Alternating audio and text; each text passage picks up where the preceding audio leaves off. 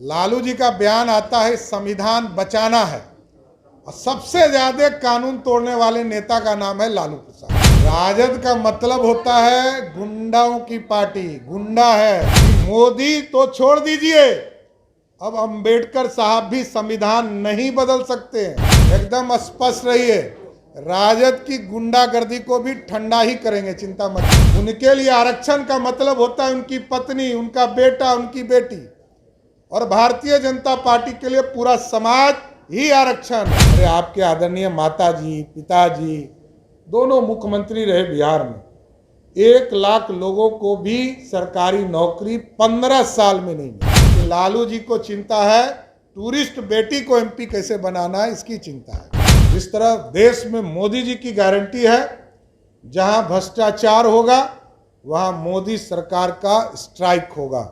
राजद का मतलब होता है गुंडाओं की पार्टी, गुंडा है।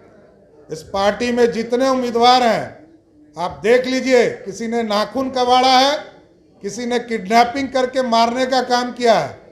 ये है हमारे यहाँ कोई उम्मीदवार का नाम बताइए जो आपको लगता है कि तलवार बांटने का काम करता हो। हम अपने धर्म को पहले पूछते हैं, तब दूसरे का सम्मान करते हैं, इसमें कहीं दो मत नहीं। लेकिन एकदम स्पष्ट रहिए, राजद की गुंडागर्दी को भी ठंडा ही करेंगे, चिंता मत कीजिए। सम्राट जी, सुबह सुबह मनोज झा का स्टेटमेंट आया कि संविधान बचाने की लड़ाई हम लड़ रहे हैं और सुप्रीम कोर्ट के ऑर्डर के हिसाब से लालू यादव को स्वास्थ्य के बल पे दिया गया था। ये तो क्या भाजपा इस पे कार्रवाई, भारत सरकार इस पे कोई कार्रवाई? ये जनता को कार्रवाई करने दीजिए। देखिए, लालू जी का बयान आता है संविधान बचाना है और सबसे ज्यादा कानून तोड़ने वाले नेता का नाम है लालू प्रसाद। सारे गुंडे उनके पार्टी में, सारे अपराधी उनके पार्टी में। और एक चीज जान लीजिए कि लालू प्रसाद जी बिहार में अपराधियों के प्रतीक हैं। पहला नेता जो पंजीकृत अपराधी होकर सजा आपता है। और संविधान बचाने की बात जहां तक है, तो 10 साल से प्रधानमंत्री नरेंद्र मोदी जी हैं और मोदी जी ने स्पष्ट कहा है कि मोदी तो छोड़ दीजिए, अब अंबेडकर साहब भी संविधान नहीं बदल सकते हैं। इसके बाद बचता क्या है? ये लोकतंत्र है।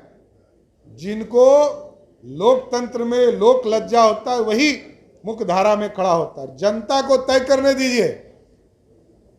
उनके लिए आरक्षण का मतलब होता है उनकी पत्नी, उनका बेटा, उनकी बेटी, और भारतीय जनता पार्टी के लिए पूरा समाज ही आरक्षण है। हमारी बहनें कैसे मुख्य धारा में है, इसकी चिंता करना है। पूरे प्रदेश में, देश में 33% का आरक्षण मिले, इसकी चिंता है भाजपा को। लेकिन लालू जी को चिंता है टूरिस्ट बेटी को एमपी कैसे बनाना है, इसकी चिंता है। कुछ लोग सिर्फ बयानबाजी करके लोगों को ये कह रहे हैं कि 17 साल बनाम 17 साल, 17 महीने में अपने जिस विभाग के मंत्री थे, चाहे वो पथ निर्माण हो, चाहे वो नगर विकास हो, चाहे वो हेल्थ डिपार्टमेंट हो, चाहे वो RWD हो या पर्यटन हो, उसमें एक भी वैकेंसी नहीं निकली। यही है क्वालिटी ऑफ वर्क। और जिस है एजुकेशन डिपार्टमेंट में सबसे बड़ी वैकेंसी क्रिएशन का काम 2021-22 में हम लोगों ने किया, 1,75,000 शिक्षकों की बहाली का, उसमें भी किसी पॉलिसी को बनाने का काम उस बीच के कालखंड के सरकार ने नहीं किया। और जो हम लोगों ने 2021-22 में वैकेंसी क्रिएट किया था, उसी वैकेंसी को बीपीएससी को हम लोगों ने देने का निर्णय लिया था। उसी वैकेंसी पर बार बार की हमने किया। अरे आपके आदरणीय माताजी, पिताजी दोनों मुख्यमंत्री रहे बिहार में, 1 लाख लोगों को भी सरकारी नौकरी 15 साल में नहीं मिला। और नीतीश कुमार जी ने 2005 से लेकर 2020 तक में 7.5 लाख लोगों को नौकरी दिया।